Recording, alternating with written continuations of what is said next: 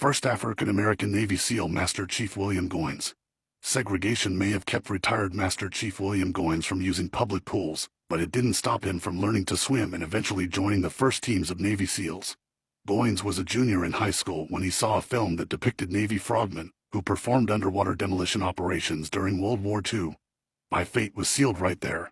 That's exactly what I wanted to do, Goines said. Soon after, he headed to a Navy recruiter who said he should graduate before he enlisted.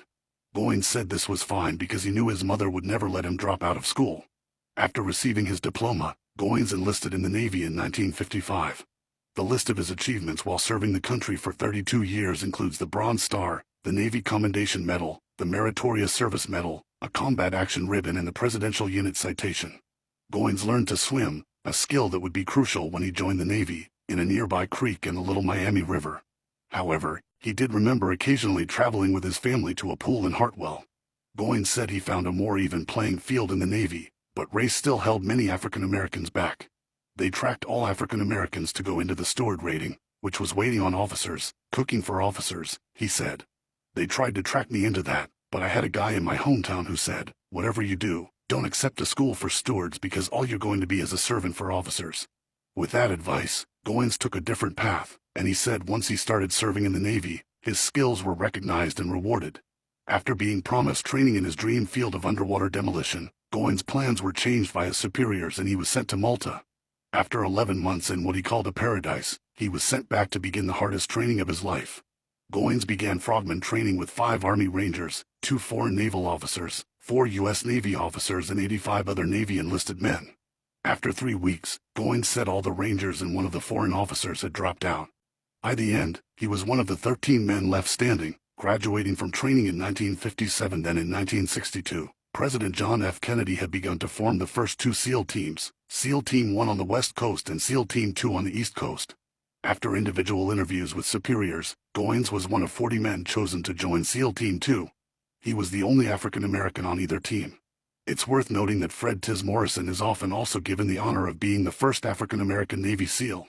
According to Navy records, Morrison served on the Navy's underwater demolition teams during World War II. While Morrison's service predates Goines, it appears that he wasn't actually a part of the first official SEAL teams in 1957. It was so secret back then, they wouldn't even tell us what we were going to do, Goines said, but he decided to join what was destined to become one of the most well-known Special Forces teams in the world. In the infancy of the SEALs, Goines said the emphasis was on combining all the best training from all the branches of the military. He completed 43 different training schools. From the Air Force, SEALs learned judo, aikido, and skills for escape and evasion. From the Army, they learned jungle warfare, kitchen table demolition, skydiving and weapons training.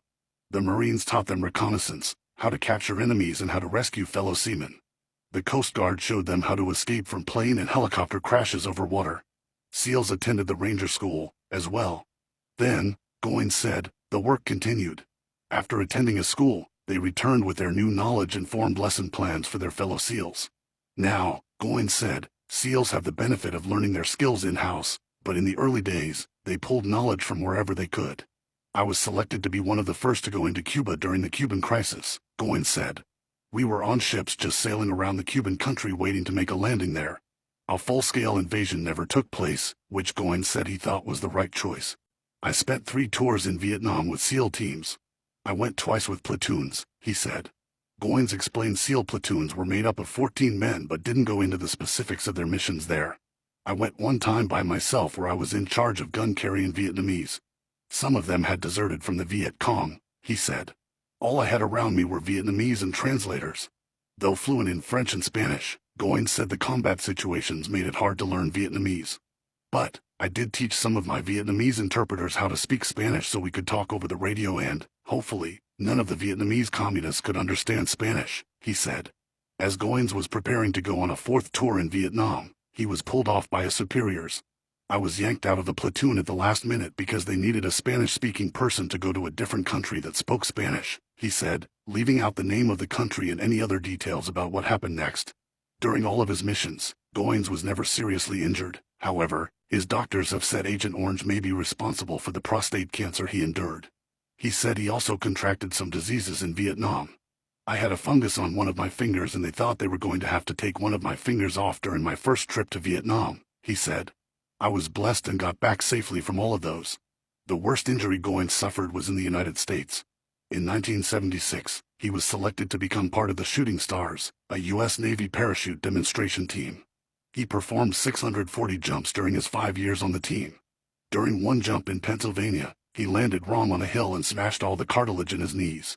Goins found his love for parachuting earlier in his career. He attended HALO training, which stands for high altitude, low opening.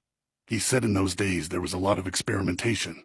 He and his fellow SEALs jumped from dozens of planes that soared as high as 30,000 feet and flew as fast as 300 miles per hour. We jumped out of everything, even jumped out of balloons in France and Belgium, just experimenting. In 1987, Goins retired from the Navy as a Master Chief Petty Officer. I got out of the Navy after 32 years. I could have stayed longer, but I couldn't really keep up with everybody else, he said. They didn't really expect me to keep up since I was Master Chief, but peer pressure will make you hurt yourself. After leaving the Navy, he went on to become the Chief of Police for the school system of Portsmouth, Virginia. After another 14 years, Goins retired from that job and began doing recruiting for the SEALs to attempt to improve diversity.